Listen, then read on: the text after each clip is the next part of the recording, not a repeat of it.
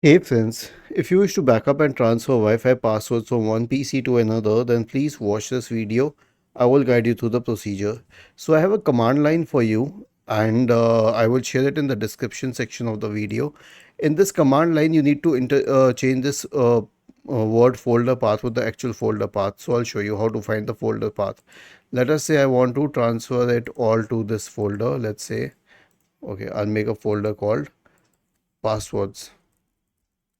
Okay. So press the Windows key and the R key together to open the run window. Pull this folder to the run window and you'll get its path. Copy it and then what do we say? Change this to folder path here.